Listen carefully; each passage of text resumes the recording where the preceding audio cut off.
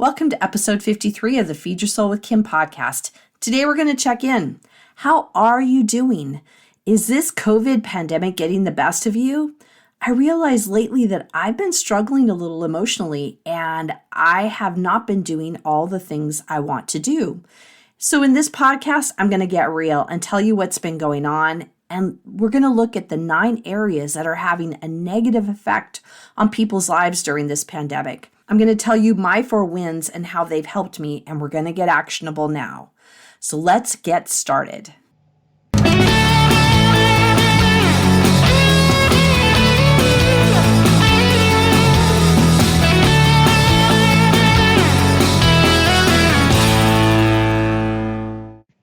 Welcome to the Feed Your Soul with Kim podcast. I'm Kim McLaughlin and I'm your host.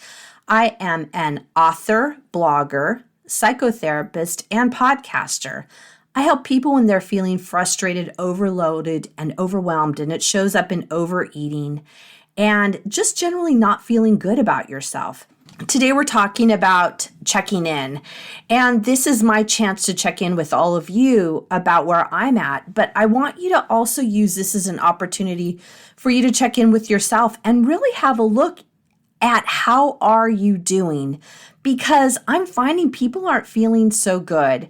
We've been having this pandemic since February, March, and many of the parts of the country we've been in lockdown in various ways, and I'm no different than anybody else with that.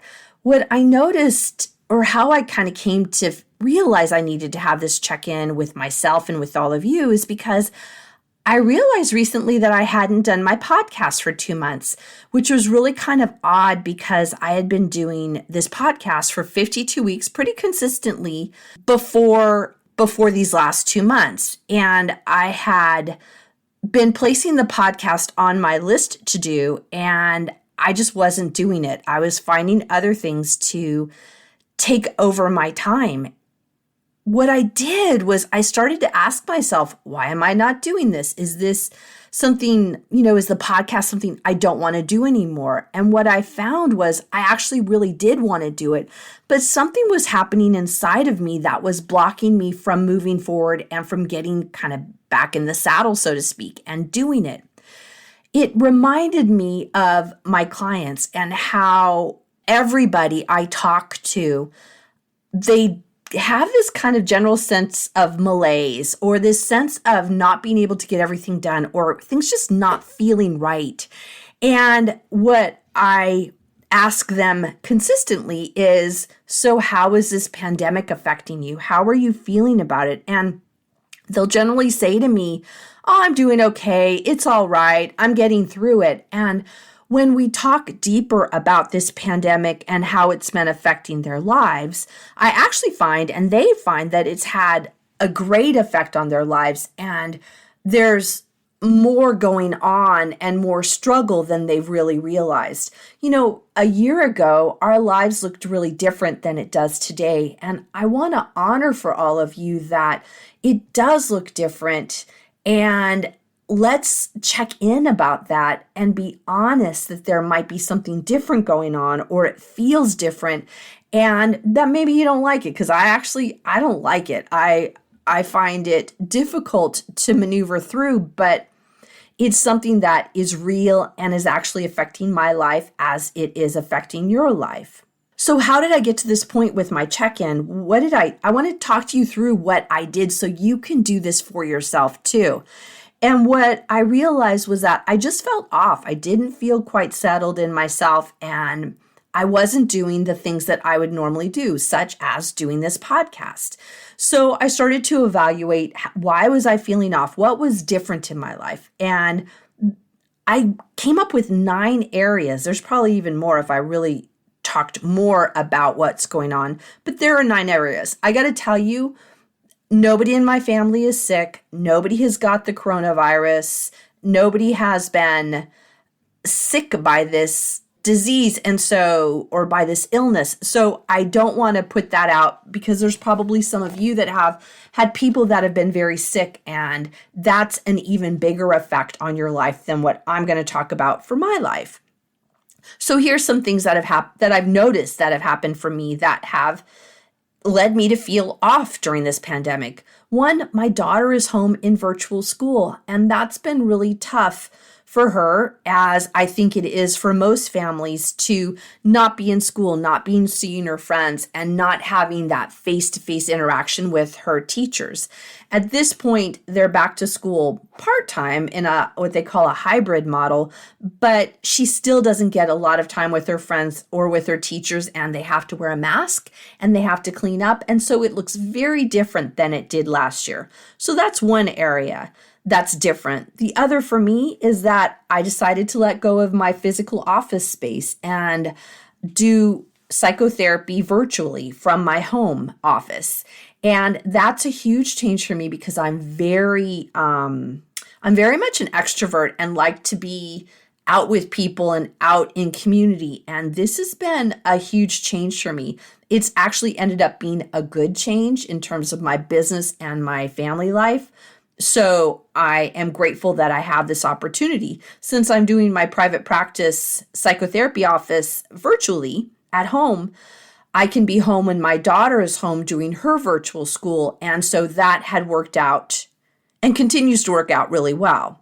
I also have had less opportunity to see people during the pandemic. I, once again, am very social. I'm an extrovert. I love being out and about with people, and that just hasn't been able to happen.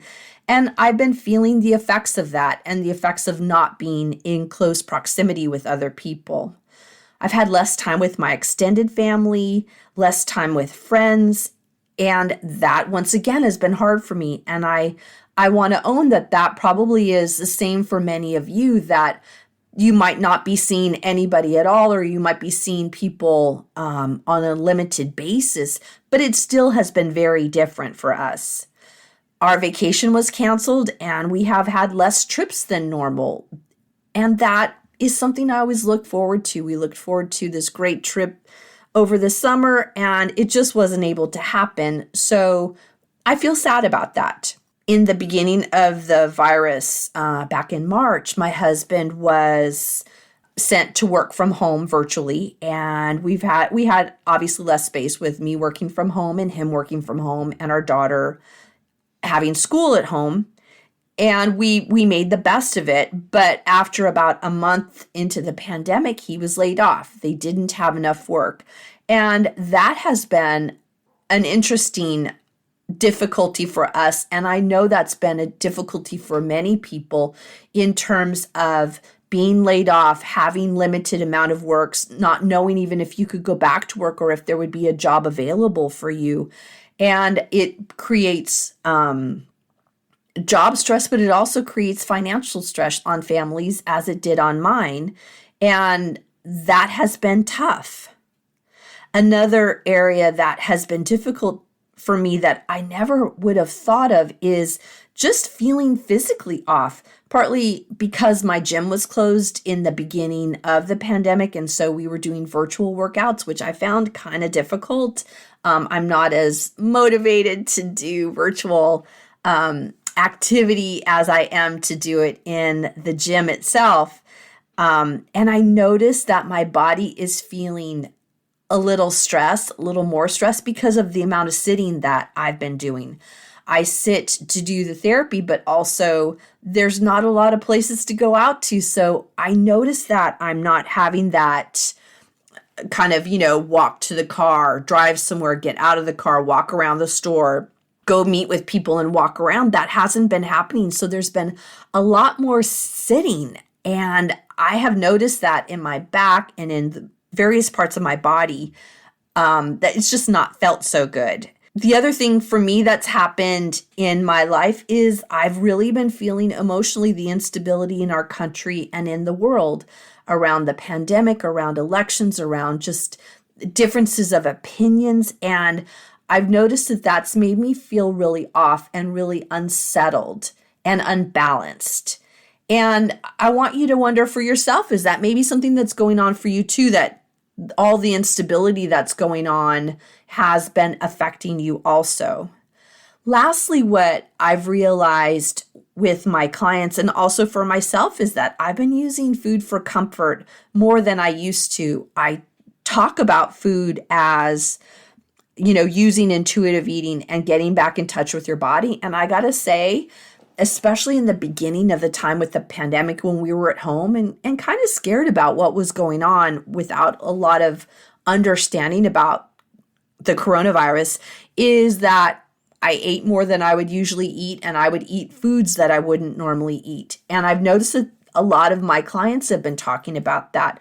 I notice a lot of people on different social media platforms will talk about all the weight that they've gained because they've been eating so differently and because it's been more stressful, as well as people are feeling challenged being at home so much and not getting into the refrigerator or not getting into the cabinet and eating things. So it's been more of a struggle for many people. And just to be honest, it was difficult for me in the beginning about using food for comfort. So notice this list. This is my personal list. And do any of these areas fit for you?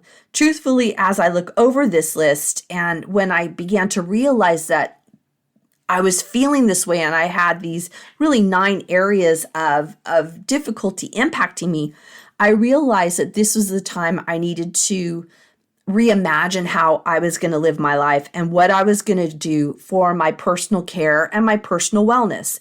Because I know that the more I get back in touch with myself, the more I'm in action and doing something different, I feel better in my body, I feel better emotionally, and I feel better mentally.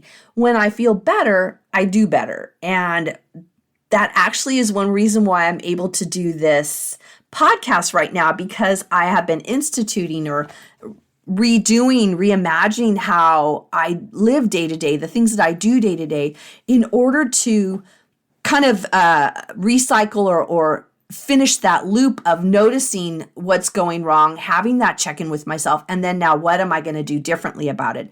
And that's where I want to engage in the second part of this podcast, which is talking about literally some of the things that I have done that have had a huge positive effect on me, so that you can consider, these are examples and ideas about what you could do after your check-in to recreate, reimagine your lifestyle right now to increase your wellness. Hi, everyone. This is Kim, and my book is out. Feed Your Soul, Nourish Your Life, a 6-step system to peace with food is live. I recommend you get it. It has all my 6 components of feeding your soul, as well as my own story. Pick it up now. You can find it on my website at feedyoursoulunlimited.com. Thanks.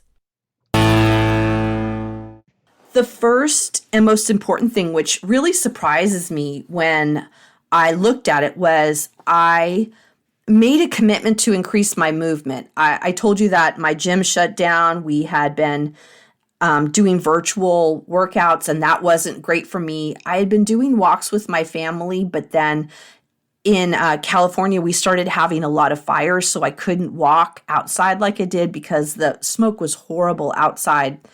It was really becoming a problem for me, the sitting and the not being active and not having any kind of movement. And my body felt really bad. So I started back to my gym when we had outdoor exercise, outdoor workouts. And what I found was that the more consistent I was in my movement, the better I physically felt. The better I physically felt, the better emotionally I felt. And I realized that if I was going to commit to one thing for myself, I was going to commit to the one thing being movement. And so I have, over these couple of months, I have made it a priority on my schedule, on my list, that I would go and do my movement, do my workout. I've been doing it 5 days a week consistently.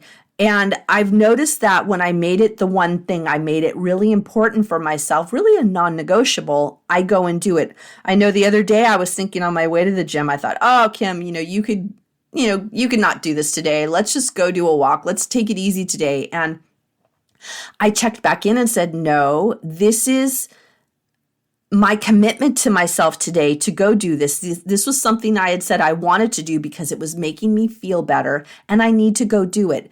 And I did. And I obviously felt really good afterwards. So I'm making a huge plug for movement in a way that works for you in a regular basis, because I got to say, for me, this sitting so much has not been really good and has not felt good in my body. Lastly, I want to say you did not hear me say a thing about movement for decreasing calories or to burn off food. It's really about movement for movement's sake in order to feel good in my body. Number 2 on my list that I found is that I have been allowing myself to sleep more. I'm going to bed earlier and I'm sleeping more. And I got to say, this has been a huge win.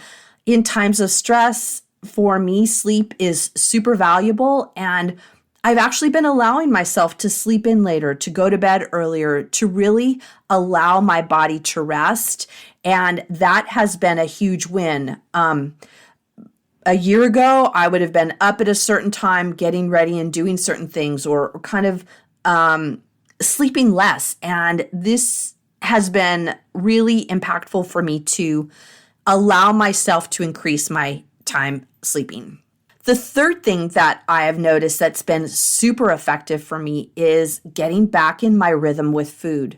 What I know is I know that there's types of food, times of days of eating that works really well for me. And this is through the process of me working on intuitive eating, learning how to eat intuitively, learning how to be more present in my body. And what I found is that when there's been this time of the COVID and I told you that I was eating more comfort food, my body didn't feel as good. And what happens is when I get back in the pattern of eating, the way of eating that works great for my body, I feel really good and I respond really well to it. Once again, you've not heard me talk about calories or not eating certain foods. What I'm saying is that I've gone back to a way of eating that works for me because of the intuitive eating I've been practicing for so many years. The fourth thing that I've been doing is more recent, and it's not been consistent, but it works really well, is I notice that when I feel overwhelmed, I turn off the news. And that has been a huge win where I just go, I'm done with this. I know what's going on enough, and I turn it off. This has been real helpful for me because the news for me has felt emotionally draining, mentally draining, and there's a point where it really upsets me and makes me feel anxious. I know that I don't want to increase anxiety in myself, and watching that news makes me feel anxious. So I decide I turn it off. I go to do something else rather than watching the news. So you just heard me talk about my check-in with all the areas, the 9 areas where I've been struggling in. And then I gave you 4 ideas of what I've been doing differently in order to feel more balanced and to get back in that kind of level state. And this has been working really well for me. So now I'm going to wonder for all of you, if you had your check-in, if you went through all the areas of how your life is being impacted now. And I invite you to include the areas that are specific to this pandemic, and don't overlook it, because what I find consistently is when people are not noticing how the pandemic is affecting their lives, they're actually missing this really kind of juicy part of what's negative or what's causing problems. Because once we have that check-in and we notice and acknowledge and say the words of what the problem is, then we can do something about it. Granted, I can't take away the pandemic. I can't take away all the things that are going on in the world, but I can increase my movement. I can have more sleep. I can eat in a pattern that fits in my body and my lifestyle. I also can notice when I feel overwhelmed and shut down the news, right? I then have power. I feel empowered to do the things that are mine to do. So I want to encourage you to have that look for yourself. We have a doable every time on our podcast to help you get back in contact with what What is yours to do? What can you do? Because having insight without action doesn't work. And I'm all into having some kind of action. I want to invite you to end this year of 2020 with this pandemic going on, thriving and feeling mentally well. And this is my opportunity to check back in with myself and check back in with all of you to make sure we're all headed forward on that path that is towards our wellness. So I'm looking forward to hearing how it goes. Join me in the Feed Your Soul community Facebook page. Let me know how it's going. Let me know what you're doing because I really want to know. The more we check in with each other, the better we're going to all feel, and we're going to be inspired to keep moving on this wellness path. This is Kim McLaughlin. This is the Feed Your Soul with Kim podcast. I am so glad to be back having this podcast going, and I look forward to bringing a new topic to you next week. Bye, everyone. Thank you for joining us on the Feed Your Soul with Kim podcast. We come to you every Monday with fresh new ideas to help you end emotional eating and put food in its proper place as nourishment. Please be sure to subscribe to this podcast and review it and let us know what you think. Thank you for joining us.